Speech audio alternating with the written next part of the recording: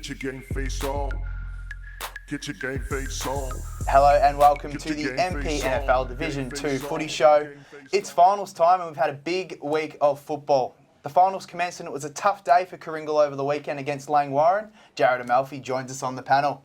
The Somerville juggernaut continued as they made it 6 wins straight, beating Chelsea and eliminating them from the competition for 2019. Red Hill get ready to start their finals campaign as Danny Alsop joins us on the panel. It's finals time, get your game face on.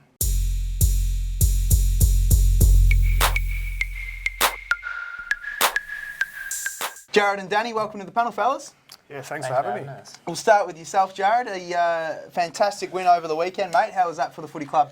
It was a massive result for the footy club. It's always obviously good to beat the rivals in Kooringal. So yeah, it sets us up for a couple of weeks to get the second crack at the grand final, 2 cracks at it. So especially being the neighbouring club between yourself and Kooringal, it's 500 metres down the road virtually. But Mouth, like the way that you set up on the weekend and your second half of the year's been outstanding. You know, your body's started to get right and you're just starting to get a little bit more consistency and belief back in yourself, aren't you? Yeah, exactly. It's been a rough year, but obviously, yeah, it's the right time to play good football. Oh, so, that's when you want to be playing the best football. Yeah, exactly. So hopefully it continues for the next couple of weeks. And Danny, welcome to you, mate. You had a week off, enjoyed the minor premiership, and how was it? Yeah, it's good to have a week off, just to rest the legs for a bit. We had to run into the finals with a few injuries, so the week off's probably done our boys some good. We just still got down, trained last Saturday morning, and then went down and watched Langy tail up Kooringal, really. But Very Plus good. your reserves were in that day too, Danny. yeah, so they got the good win did you, too. Yeah. You know, so you've had to get down there and support them as well. Watched the Twos boys do well on the weekend. They've I think they were 1-1 with Kooringal during the year and they got the win. And they're actually 2-0 with Langy. They're only two times been two Langy really have close lost. games, Plugger. Is that up at Red Hill, I think Red Hill won by a point, and up at down at Langwarrin, it was 3 points. I think both times it was late kick of the day too, Yeah. a couple of minutes to So go. they're both going to be fantastic games. Now, Blackers, welcome to the panel as well, mate. I heard that you chucked on the boots last night at Langwarrin training. You feeling that finals fever? I just put on one of those opposition tops, mate, and I got myself in the right spot a few times. You've had a Didn't haircut I? as well, I can see. Yeah, I got a haircut, yeah. Lower the ears. Now, we always love to get to know our panellists before we get talking footy. We'll start with yourself, Jared. From Langy to Bombers, back to Langy. Tell us a little bit about that transitioning period. Yeah, so obviously played juniors at Langwarrin all through the career and played Stingrays and that. Then, probably spent 2-3 years back at Langy. Then, kind of thought my football was stale and, just needed a change and obviously... There was an opportunity to go across with Bo Mustard at the time, who was playing senior football with you.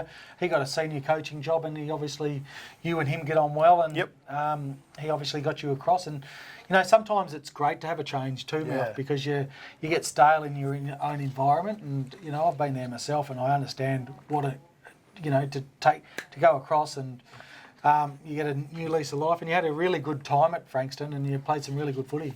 Yeah, exactly. Yeah, couldn't have asked for a better time at Bombers. Obviously, we were pretty close to winning the flag with the 2 grand final losses. But, really started to enjoy my footy again. And, then it's glad to be back home. When you left Langy, they weren't really making finals in that, kind of old school Mornington Peninsula competition.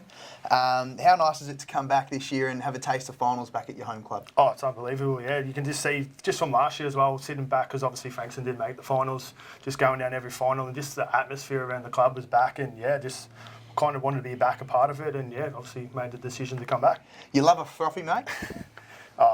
Yeah, sometimes. We do a bit of background research here at Gameface and going through just the profile pictures on Facebook, there's not one without a frothy in hand, but I bet there's probably a drinking policy at the moment at Langwarrin whilst Absolutely, it's yeah. finals time, mate, Yeah. so you put the stubbies down for a bit? Yeah, Blackers, absolutely. are you aware of this? Yeah, I'm off it, mate. I'm off it at the moment. And a bit of a Boys to Men fan. Yeah, don't mind a couple of their old songs, so try to bring them back in. Very good. And one of the Prosser brothers, I'm not going to name who it is, reckons you're going a bit thin on top, mate. So they're probably pleased that you're wearing a beanie at the moment whilst they brought that up. But, any responses to any of the Prosser boys? Would be all 3 of them, I would have thought. They would have said it, not just one of them. And Danny, Dandenong Stingray growing up, mate. And obviously your junior club being Balnarring. We've actually got a photo of Danny in his Balnarring jumper. From what age group do you reckon that was, mate? Oh, that would have been 15? 15s or 16s. I think we might have gone white jerseys in the 16s for the last years. That would have been 16s, I think. It's been a wonderful junior club though, Dan, hasn't it? Yeah, it's been unreal. We've had a lot of good players come out of there. We got Sam Fletcher on the Gold Coast list at the moment. Yeah, Will that's Hammer cool. got drafted. Is last he a year. chance of getting a game? I've heard a few whispers. I couldn't really tell you. I think, Adelaide maybe now they're not too much of a chance, so they could. But if not, I hear he's progressing really well, and he'll probably play next year sometime. Yeah, that's hopefully. great. And you had a pretty good Stingray stint. How far off do you think you were of getting drafted, mate? You never really know, do you? You hear something from. Any clubs contact you back in the day? The closest I got to was with Melbourne, so I was talking to them up until draft day. And right up until draft day, Danny, sorry to interrupt, but there was the multicultural chance of, it's like a rookie spot, isn't it? Yeah. So that was the first year of it actually. So we weren't really too sure how it was all meant to pan out. But the way, or my understanding of it at the time was, if I didn't get picked up by anybody else, Melbourne was still able to pick me up without using a spot on their list. And for whatever reason came through, I didn't get picked up through the draft. So I thought, probably a good chance of going to Melbourne still on this multicultural contract thing. Yep. And they just said to me after, we'll give you an extra year through the VFL or whatnot, and yeah, things just didn't really fall my way. Well, I remember there was a fair bit of hype about you, Danny, through the Future Stars TV You come program. runners up in the list of medal, didn't you, mate? Yeah, the Morris. Oh, the Morris, sorry. Yeah. And you actually won Multicultural Player of the Year. And you're up against the likes of Alir in that competition as well, mate. We've got some footage from the TAC Cup Future Stars back in 2017, I believe. 16. Yeah. And we're going to have a look at Danny receive the reward back then. The winner, Danny Allsop. Well done, mate. Thank you. Thanks for having me, guys. How do you feel about it?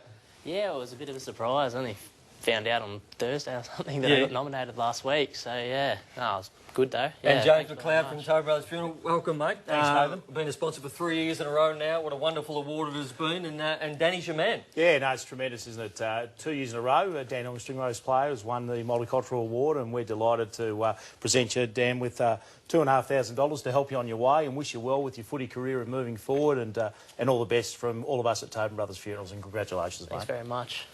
And just a quick chat on your career, mate. Where did you start? How you come to be here, and what are your aspirations moving forward?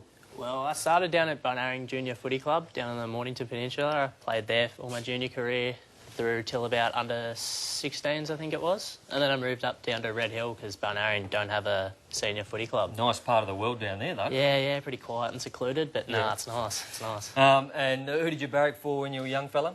I've always been a Saints fan, but now I've not jumped ship, just I get around the Bulldogs. But I jumped ship from the Bulldogs, don't worry about that. Now, who have you modelled your game on? Who do you look at in the AFL and think, I want to be like that? I love watching Eddie Betts and Rioli just because the way they are, they're so silky and just elusive. But probably more Rioli because he likes to get up the ground a bit and not just a goal kicker. No, very nice work. Welcome back to the Division 2 Mpnfl Footy Show. Thanks to our sponsor, the Frankston RSL.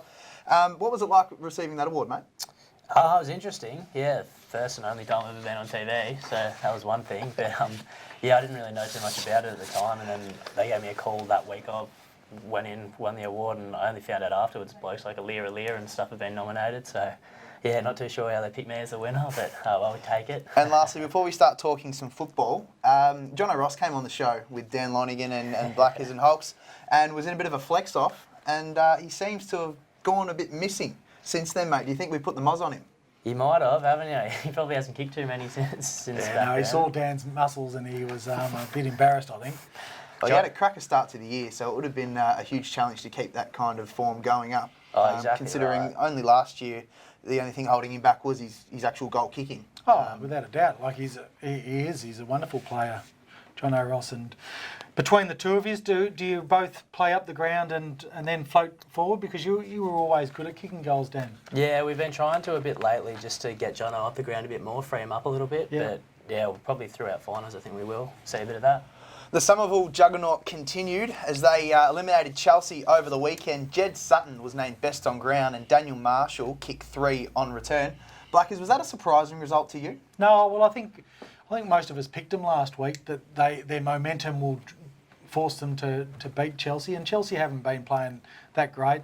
earlier on in the year, Dan always harps on it that it was a game that Somerville should have beaten Chelsea. So we all went in with the belief that Summy would get the job done. You know, both sides kicking for goals wasn't great on the weekend, but it was very strong wins, and then the rain came, didn't it? Yeah, it did. And Chelsea was 0 goals 7 in the first quarter, so they had their opportunities to make that impact early, but didn't. And Somerville made the most of it in that third quarter. Yes. And as you said, the rain continued. How far do you think Somerville can go? I'm going to ask Blackers first, and then I'm going to ask the two sitting in more of a box seat in the finals. I think they're every chance of winning this week. I think Kooringal on the weekend, I think they might have got 2 or 3 bad injuries because they only finished with 19 or 20 fit men, so after half time. So just depends on how they recover, Kooringal. But I think at the moment, Somerville are at full strength. They're playing with good momentum, and there's a lot of belief there. You guys have both had a look at Somerville, obviously, during the year. Jared, what's your outlook on them and their momentum coming? Yeah, they beat us at the start of the year, so then we probably played them 7 weeks ago, and they ran with us for 3 quarters, and probably from the third quarter, Langwarrin blew them out of the water, didn't they? Yeah, which was probably lucky because they're obviously a very good team. They've probably got 2 of the better key defensive backmen, and obviously they got Sedgwick and McKenzie. Yeah. And then they've got potent forwards. Yeah, exactly, with Fermanus and Gillis. And Jack Barber goes under the radar too, I believe. He's got the peroxide in their hair. He's easy to find. But Danny, what's your opinion on Somerville? Have they tested you, do you think? Yeah, well, we only played them once down at Somerville throughout the year, and that's when we were in our good form throughout the middle of the year. And Somerville were probably, aside from Kooringal and Langwarrin, were the only team to really properly test us. Yeah, they were with us till like 3/4 and time. we've talked about it before, Danny. You got off to a great start, but their second and third quarter were really strong against you. But then you were able to open them up and get away in the last quarter. But I think there's a lot to like about Summy. You're watching the Gameface Mpnfl Division 2 footy show. We'll be back with more after this, thanks to our apparel sponsor, Swivs Locker. Welcome back to the Division 2 Mpnfl footy show. Thanks to our sponsor, X-Golf. Simulated Golf, 1/177 Mornington's High Ab Road. Full bar. Make sure you keep your eyes peeled for the Gameface Mornington Cup. Thanks to X-Golf, we've got the top 8 clubs going into the finals, so keep your eye out. On to a bit of an opinion kind of segment here, fellas. I want to get to know everyone's tip for the League BNF whilst we're still going. Danny, we'll start with you, mate. I think McGuinness will probably get up. His finish of the year has been pretty handy, and he's that sort of player as well. He racks up a lot of the ball with his long runs and long kicking, which umpires tend to give votes to. Amalfi? Yeah, I'd probably say the same thing. He's obviously a very classy player, and you just see the effort he puts in at training every week. And ever since he's got his yellow boots now, he seems to be racking them up. So. And Blackers is going to be 3 for 3. Is it the McGuinness show here? I love what Timmy's done this year, but if I talk about other people, Fermanus has been fantastic from Somerville. Team of the year. Yeah, has to be wonderful, and he's a in-your-face bloke because he's a bullocking midfielder who then pushes forward, kicks goal. Danny Allsop will obviously get a lot of votes as well, I think, and especially in the second half of the year, Danny. I think that your second half's been really good, so you'll get noticed. Who else do you think from Red Hill, mate? So I don't know how many votes he'll poll, but I think Josh Moulds had probably almost the best year at Red Hill this year. Yeah. He's just been consistent. Do you think he would be ahead of Jake, or Jake usually polls well? Jake might poll a bit better. It's pretty hard when they're both J Mould as well. The umpires probably mix them up a bit. Pushy always to their advantage. That's what Josh reckons. That's right. Well, Jake is obviously saying, "Oh, that must be me, Bush." Best player you've matched up on this year, Danny? I think McGuinness again. I played on him for only 5 or 10 when we versed him at Red Hill. Yeah, what happened there? You get taken off him, did you? I was playing on the wing and I just went rested down forward. He had 50 touches that day. Yeah, well, McGuinness, he had 42 or something in the losing side and kicked 2 of the 3 goals. So I think he got the points. Well, yours can't be McGuinness, Jared. Who's yours?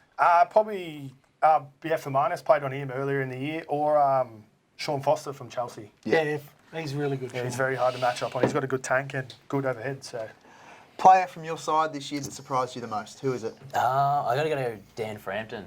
Yeah. He's been 18-year-old kid. From the Geelong Academy? Yeah, Geelong, Danny Stingray boy.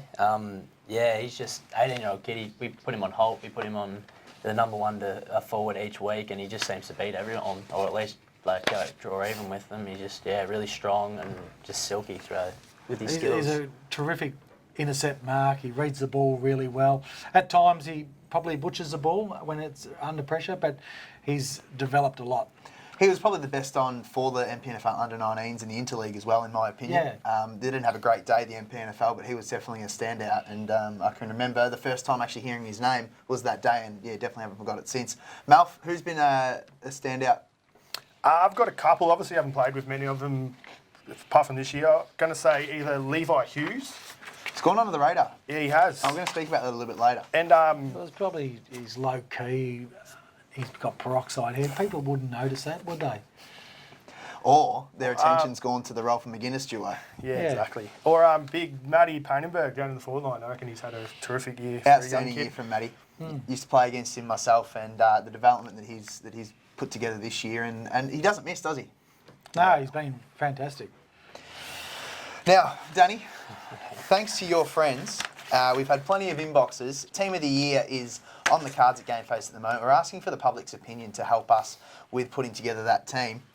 Now, Danny, we've had Lucas Marchesani send a message in saying, Danny Allsop, Team of the Year wingman, literally rigged and not legit if he doesn't get named as wingman this year. Thoughts on the love you're getting from your mates there? I think we can put this down to we had a good mates 21st on Saturday night, and clearly the boys have had a bit too much to drink, and it's never a great idea to get on your phone when you've had too many beers, is it? Lockie Horsecroft must have jumped on the phone as well. Danny Allsop better be in Team of the Year, absolute robbery if he's not. And Nathan Scaglarini, someone that I haven't heard of for a while, but he was obviously down Frankston, isn't he? Yeah, the Frankston list, and I believe he was a Mount Martha boy. Growing up as well. How's he tracking? Yeah, well, Nate's one of my good mates. He's actually signed at Red Hill as his home club. Okay. And you just don't get to see him. Imagine if you did. We never get to see him. Well, he's done his shoulder this year, so he's not playing. He's been out for the whole year. So hopefully we sign him again next year, and we might be able to see him a couple of games. Well, Skaggs has said Danny Allsop better be Team of the Year, otherwise it's SHI double Load T. of shit. Pretty much, Blake, as you said it. We'll be back with more after this, thanks to Ambience Catering. Get your game face on. The finals commenced and it was a tough day for Coringal against Langwarrin thanks to Peninsula Safety and Workwear. We spoke a bit earlier in the show about the development of Matt Painenborg. He is having a breakout season. He kicked 3, Mr. Consistent, doesn't miss, and he's got some friends down there helping him put scores on the board in Josh Biggs and Levi Hughes. Malf, what have you... we got your thoughts on Paino before, but how do you think he can continue this form through the finals?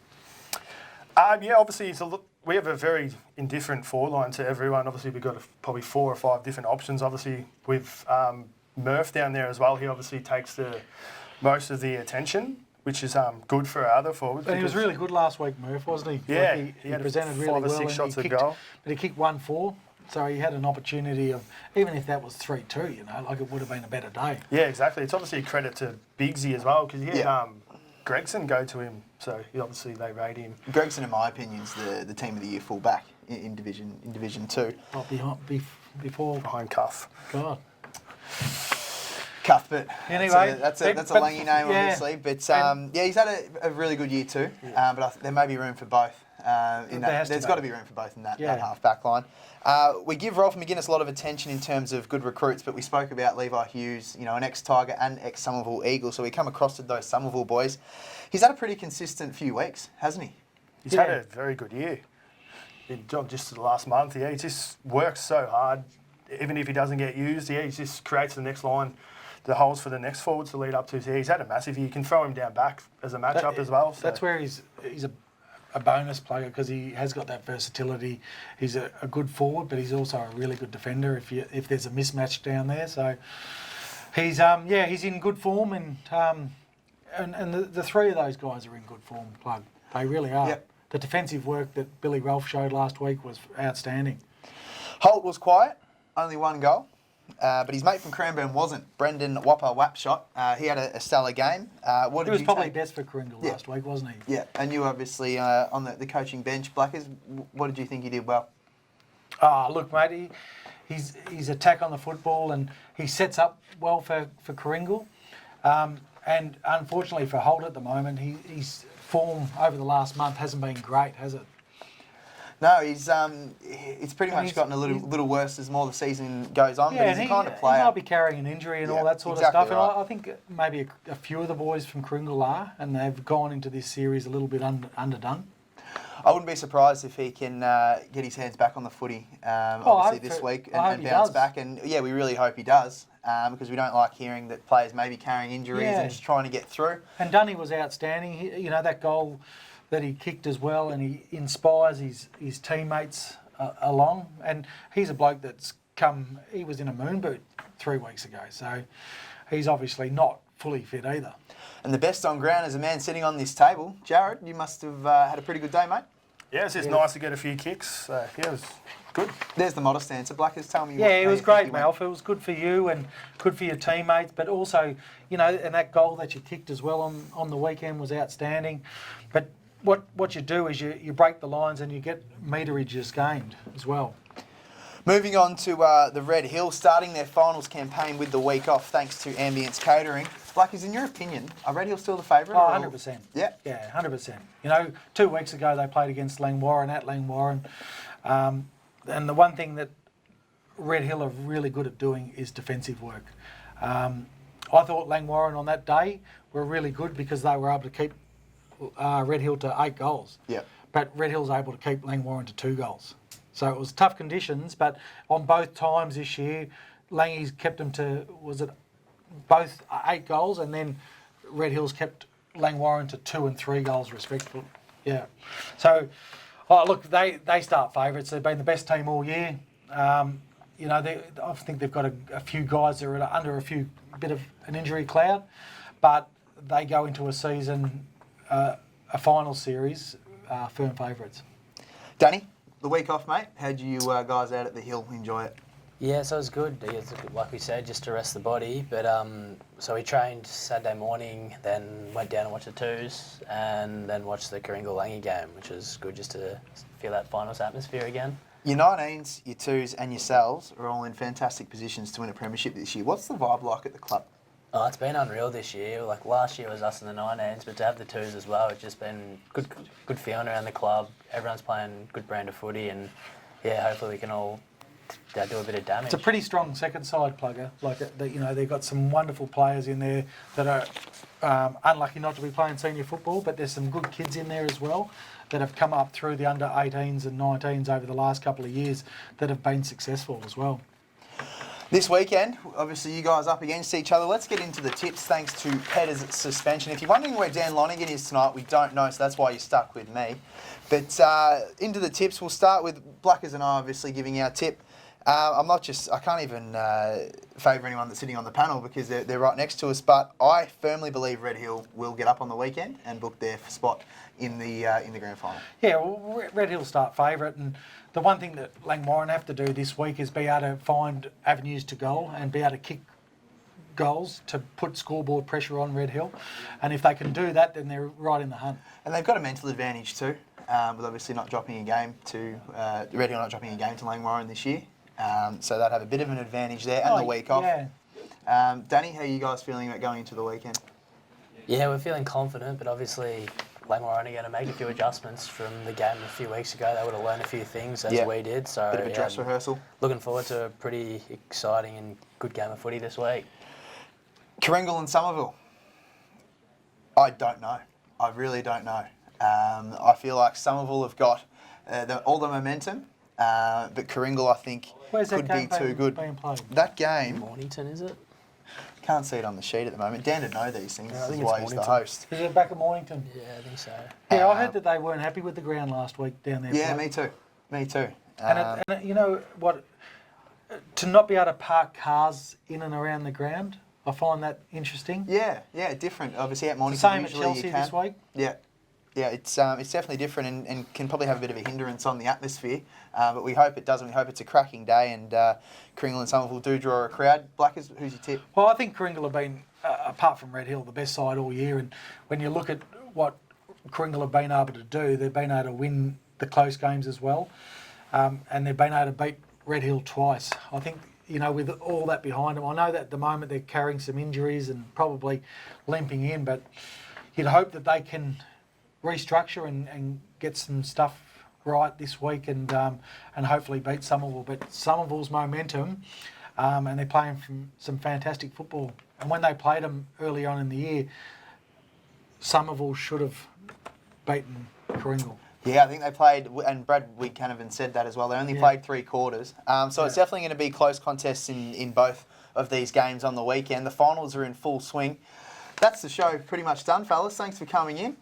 Good luck against each other on the weekend. We hope no injuries come out of either squad, considering you both get a double chance. Blackheads, it's been different, with obviously a different host. Mate, yeah, that's all right. But you've done a wonderful job. But you've been great as usual, mate. Thanks to our viewers watching the Gameface Division 2 Mpnfl footy show. It's finals time. Get your Gameface on. Get your Gameface on.